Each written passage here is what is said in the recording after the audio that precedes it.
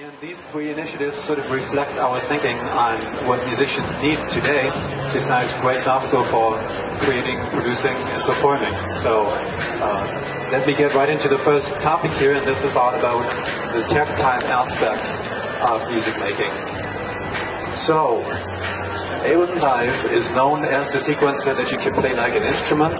That's a, I think, coined phrase by this gentleman over here, Mike Anderton. And we all realize that it only gets so far if all you have is a computer with a trackpad or a mouse and a keyboard. So we want more control. Now there are amazing controllers on the market, and we have done our best over the years to support them as good as we can. But we felt it's time to go the next step and decided to work with the finest hardware manufacturers on custom designing Ableton Live controllers. Today I would like to show you the result of our collaboration with a team that we're extremely proud of working with, the makers of the MPC. And I'd like Jesse Thierry, our project manager on this, to unveil the brand new APC40 for us today.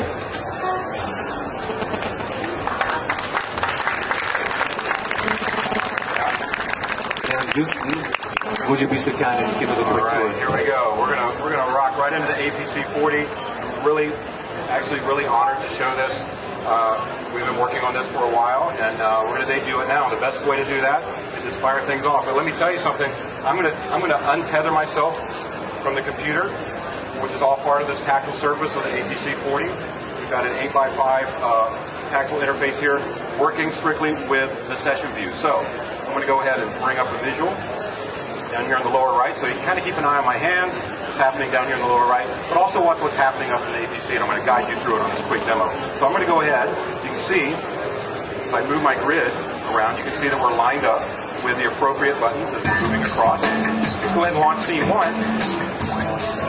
Okay, I've got my scene launch. Scene 2.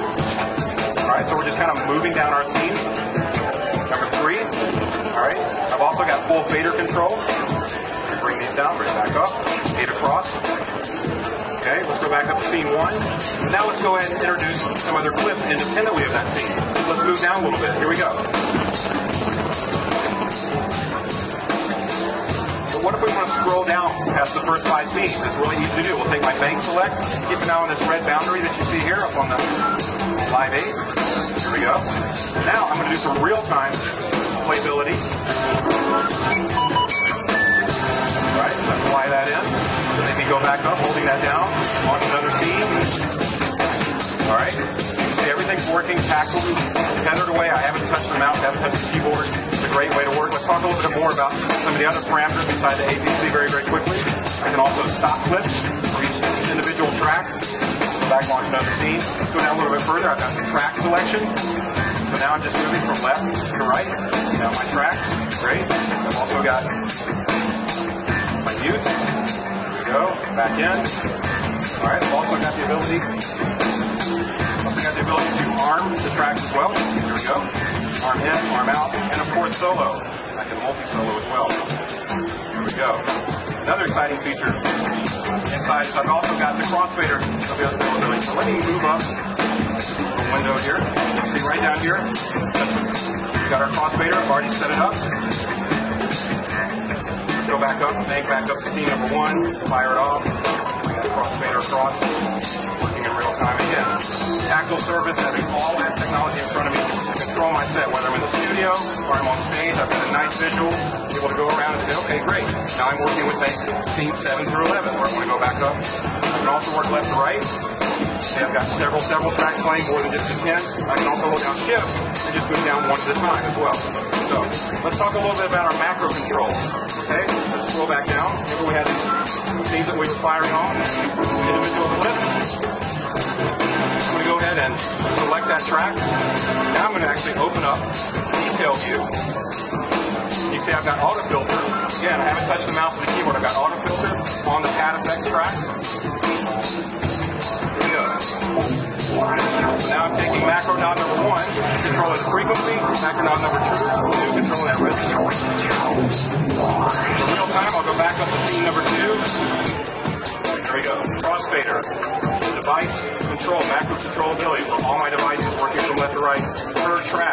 Track 1, track 2, track 3, etc. Let's go up and talk about our sins, our cans, okay? Let's go back up to scene number 1. Fire that off. And now, we move the screen down just a little bit. Now we're going to talk about track selection. I'm going to go all the way to track 1. There we go. Go to my panning. I'm going to hit pan sin number 1. There we go, activating that on track 1. But let's go to our sin A. There we go. Track 2, track 3, track 4. What if I want to go to sin B on tracks 1 through 4? I hit sin B. There we go. So again, everything is tactile.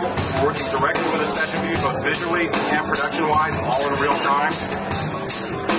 Classic stop, play, record buttons are all there, as well as my crossfaders. So that's a look at the APC40. It's going to be here all weekend. So come up, touch it, feel it, work with us as we guide you through it. So again, really honored to be showing it to you. We're really excited about this partnership on the AKAI cables and APC40. So I'm going to turn that back over to Gerard. A couple more announcements for you. Thank you very much.